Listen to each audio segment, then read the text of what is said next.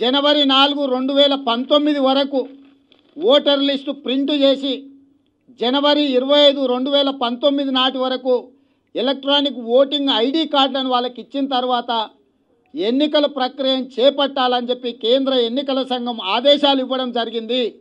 ఇవాళ ఈ ఆదేశాలను తుంగలో తొక్కడానికి సహకరించమని చెప్పి మోడీ ముందల మొకరిల్లుతున్నాడు కేసీఆర్. ఢిల్లీకి వెళ్ళి ఈ 4.5 సంవత్సరాలలో ఏ ఒక్క రోజైనా తెలంగాణకు సంబంధించిన సమస్యల మీద హైకోర్టు విభజన కావచ్చు, బయ్యారం ఉక్కు కర్మాగారం కావచ్చు, కాజిపేట రైల్వే కోచ్ ఫ్యాక్టరీ కావచ్చు, ప్రాణహిత చేవల్ల జాతీయ ప్రాజెక్టు కావచ్చు, మైనారిటీల 12% రిజర్వేషన్ కావచ్చు, గిరిజనుల 12% రిజర్వేషన్ కావచ్చు, ట్రైబల్ యూనివర్సిటీ కావచ్చు, ఎయిమ్స్ ఆసుపత్రి కావచ్చు, విభజన చట్టంలో పొందుపరిచిన ఏ ఒక్క అంశం కోసం కూడా ఈ రాష్ట్ర ముఖ్యమంత్రి కేసీఆర్ గారు కేంద్ర మంత్రులను కానీ కేంద్రంలో బాధ్యత నిర్వహిస్తున్న ప్రధానమంత్రి నరేంద్ర మోడీ గారిని కానీ ఏ రోజు కూడా ప్రశ్నించినా అడిగినా వెళ్ళి నివేదికలు ఇచ్చిన పాపాన పోలే.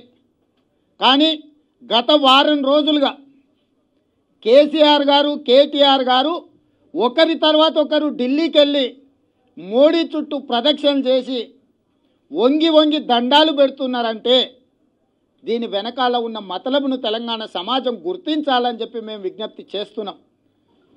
సరైన సమయంలో ఎన్నికలు జరిగితే టీఆర్ఎస్ పార్టీ అడ్రస్ గల్లంత అవుతుంది. తండ్రి కొడుకుల పదవి ఊడిపోవడం ఖాయం. చివరికి శాసనసభ్యులుగా కూడా ఎన్నికవ్వడం కూడా కష్టమని వాళ్ళు చేపించిన 14 సర్వేలలో నివేదికలు రావడంతో ఈరోజు భయపడి తండ్రి కొడుకులు ఇద్దరు కూడా ఢిల్లీకి పరిగెత్తుకెళ్ళి మోడీ దగ్గర మొకరిల్లి ఉన్న పలంగా మాకు ఎన్నికలు నిర్వహించండి, ఆ తర్వాత ఈ ఎన్నికలలో ఎంఐఎంతో పొత్తు పెట్టుకుంటాం, సాధారణ ఎన్నికలల్లో బీజేపీతో పొత్తు పెట్టుకుంటాము, ఇప్పుడు మీరు మాకు సహకరించండి అని చెప్పి కేసీఆర్ గారు మోడీ గారితో మాట్లాడుకున్న రహస్య ఒప్పందం ఇది అని చెప్పి కాంగ్రెస్ పార్టీ ఆరోపణ చేస్తుంది. కాబట్టి ఈరోజు కేంద్ర ఎన్నికల సంఘానికే కాదు తెలంగాణ ప్రజలకు కూడా విజ్ఞప్తి చేస్తున్నాం.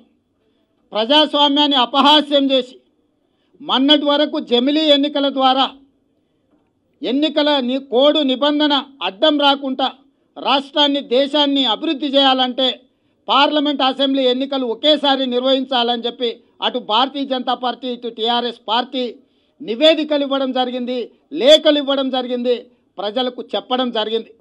ఇతర రాష్ట్రాలలో ఉన్న పార్లమెంటుతో కలిసి రాని రాష్ట్రాల ఎన్నికలను కూడా పార్లమెంటుతో కలిపి నిర్వహించడం ద్వారా వన్ నేషన్ వన్ ఎలక్షన్ నినాదం ద్వారా ఈ దేశాన్ని లేదంటే ఓ కామెంట్ చేయండి.